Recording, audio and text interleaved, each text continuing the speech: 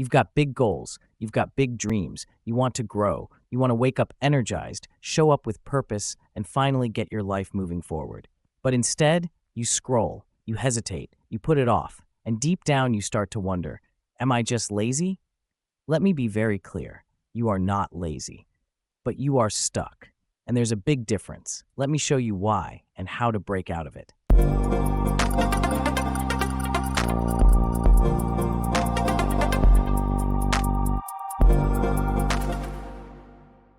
All right, here's how it starts. You have a spark, a new idea, a burst of inspiration. This is the year I'll finally get serious. This time I'll follow through. You make a list, you make a plan, you start strong, and then life gets in the way. You miss one day, then two. Suddenly, your momentum vanishes. You avoid the task, you distract yourself. You rationalize, I'll start again next week. I just need a little more motivation. But motivation doesn't come. Guilt builds. Self-doubt creeps in. You stop seeing yourself as someone who gets things done. You start calling yourself lazy. But that label is a lie, because what you're experiencing isn't laziness. It's something deeper and much more human.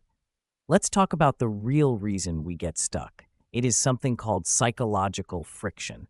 It's the invisible resistance that builds between the moment you want to do something and the moment you actually do it. It's not that you don't care. It's that your brain sees the task as too heavy, too big, too overwhelming. It's like standing at the bottom of a mountain, looking up and thinking, there's no way I'm climbing that today. So you don't start, not because you're lazy, but because you're stuck in inertia. In physics, inertia means an object at rest stays at rest. An object in motion stays in motion, unless acted upon by an outside force. Same applies to us. When we're stuck, we stay stuck. Not because we lack ambition, but because we lack activation energy, that little push to get going.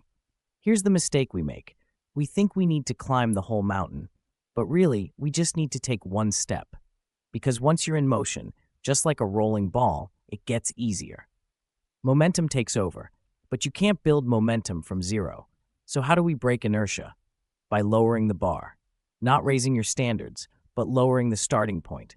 Here's how. Tactic number 1, the 50-word rule. Instead of saying, I need to write 5,000 words today, say, I'm just going to write 50. That's one paragraph.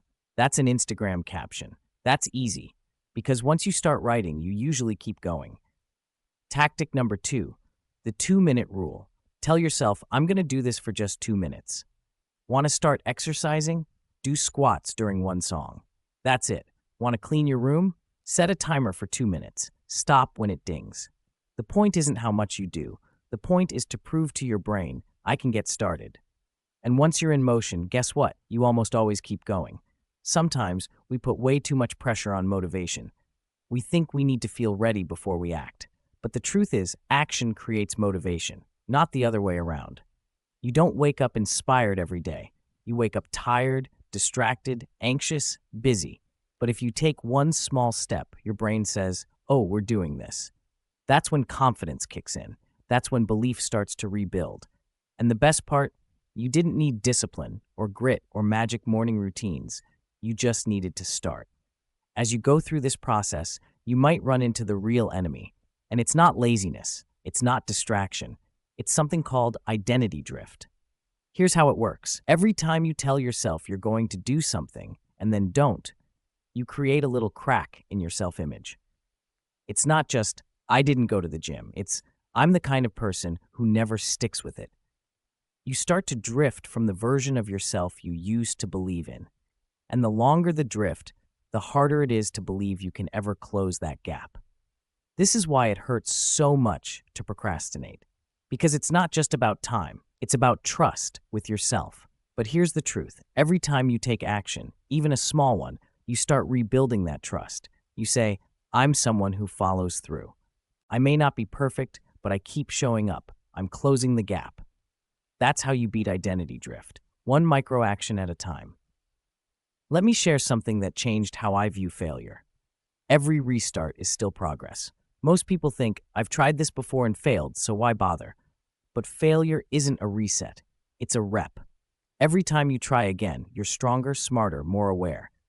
Think about it like the gym. The first time you lift, it's shaky.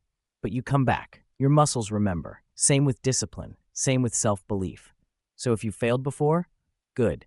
That means you've already started the work. Now, let's bring it all together. Here's your 4-step system to go from stuck back in motion. Step 1, reduce the friction. Start smaller than you think you need to. Step 2, act before you're ready. Don't wait for motivation. Move first. Step 3, stack small wins. Every micro action is proof you're showing up. Step 4, rebuild your identity. Remind yourself, I'm becoming someone I trust. That's how change happens.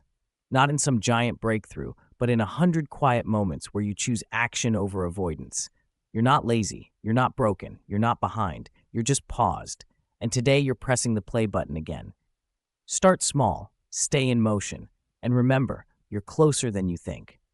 If this video helped you feel seen or gave you something useful, hit that like button. It really helps this message reach more people. And if you want more content like this, real, practical, honest stuff, subscribe and turn on the bell. Let's keep building momentum together.